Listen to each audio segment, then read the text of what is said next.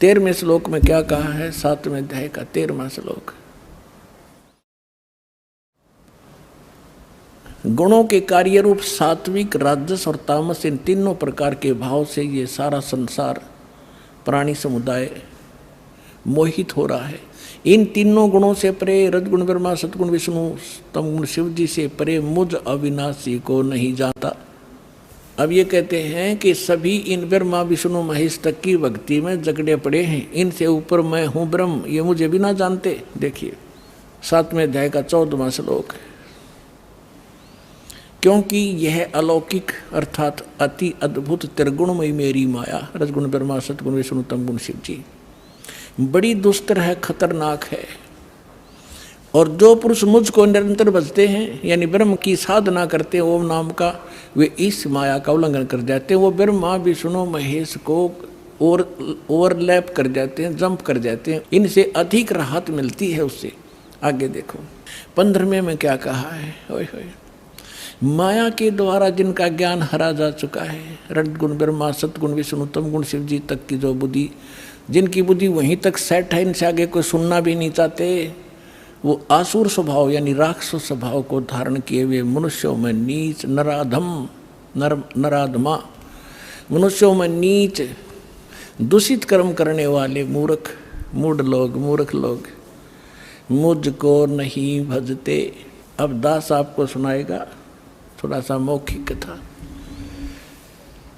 अब इसमें ये क्यों कहा है कि तीनों गुणों के पुजारियों को राक्षस कहा, और मेरी भक्ति यानी ब्रह्म साधना भी नहीं करते, ये ब्रह्मा विष्णु महेश तक सीमित है, अन्य देवी देवताओं तक सीमित है, इनको राक्षस स्वभाव को धारण किए मनुष्यों में नीच दूषित कर्म करने वाला क्यों कहा? रजगुण ब्रह्मा जी की साधना की थी, भक्ति की थी, हिरण्यकशिपु ने अंडरस्टूड है, राक्षस कहलाया, अपने बेटे का दुश्मन बन गया और कुत्ते वाली मौत मारा गया। तमगुण शिव की भक्ति की थी रावण ने, और आपको पता उसकी कैसी गति हुई, राक्षस कहलाया। और एक भस्मागिरी नाम का शिव का पुजारी था, और उसने भगवान शिव के कैलाश पर्वत पे उनके गेट के सामने 12 वर्ष तक भक्ति करी, ऊपर न पैर नीचे न सिर, सिरासन पर। एक दिन पार्वती ने प्रार्थना की, आप तो महादेव हैं, समर्थ हैं, आपका पुजारी क्या मांगता है, दे दे इस बालक को। भगवान शिव ने कहा कि मांग। भस्मागिरी क्या मांगता है? भस्मागिरी ने कहा ऐसे नहीं, आप वचनबद्ध हो तब मांगू। भगवान शिव ने कहा कोई मांग ले, हो गया वचनबद्ध। तो उस भस्मागिरी ने कहा कि आप मुझे अपना भस्म कंडा दे दो। भगवान शिव के पास एक ऐसा कड़ा था जो हाथ में पैर के रखा करते, वो ऐसी सिद्धि युक्त कर रखा था कि जिसके सिर पर न्यू कर दे भस्म, वो मर जाता था, भस्म हो जाता था। और इस बात का ज्ञान था भस्मागिरी को। ये गिरी, पुरी, नागा, कनपाड़े नाथ, ये सारे के सारे 10 नामी ये शिव के पुजारी हैं, सन्यासी। तो भगवान शिव ने सोचा ले जंगल में रहता है, अपने बचाव के लिए राक्षसों से लेता होगा, निकाल कर दे दिया भोलेनाथ ने। अब जो ही भस्मागिरी के हाथ में भस्मकड़ा आ गया, उसी समय आंख बदल गया और हंसा नोठा का मार के, ले होले शंकर होशियार, तुझे मारूंगा, तुझे भस्म करूंगा और पार्वती को अपनी पत्नी बनाऊंगा। मैं इसी उद्देश्य से साधना कर रहा था। अपने आत्मा शंकर जी को मृत्युंजय, कालज्ञ, अविनाशी, सर्वेश्वर, सबका मालिक, अंतर्यामी, पता नहीं क्या क्या संज्ञा दिया करते।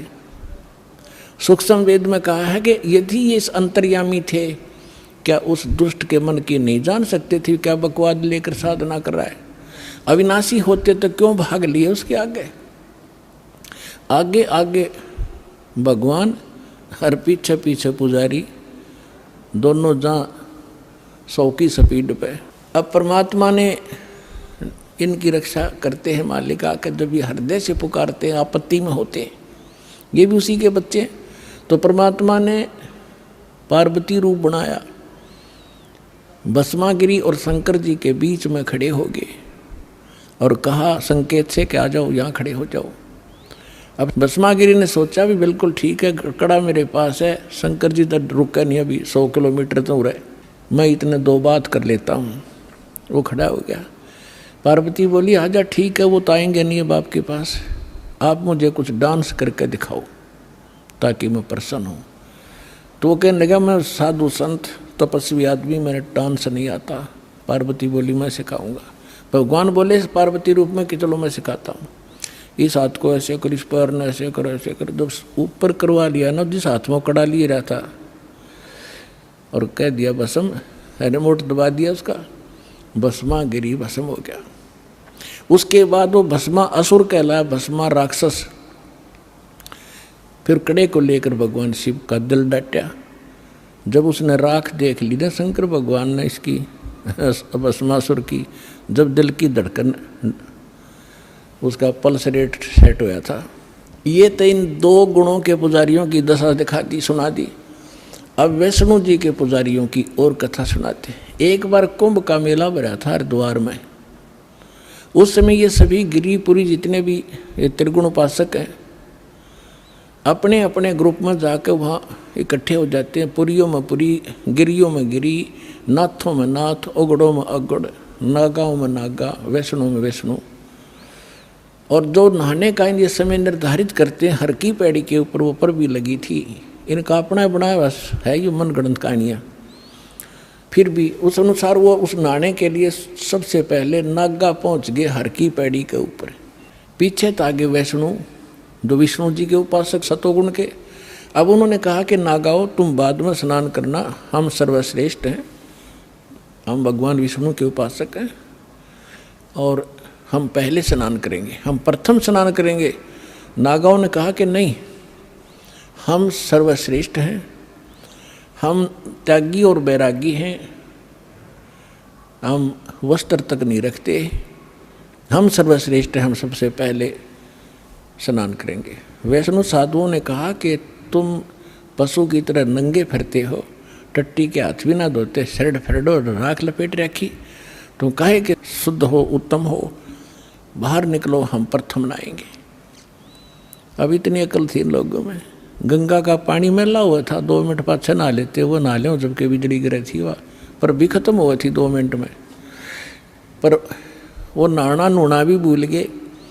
भगवान की हर की पैड़ी में भी प्यार नहीं, भगवान का भी डर रहा नहीं, आपस में लड़न लग गए, कत्लेआम कर दिया। 25,000 वह त्रिगुण उपासक वह कट कर मर गए, कत्लेआम कर दिया।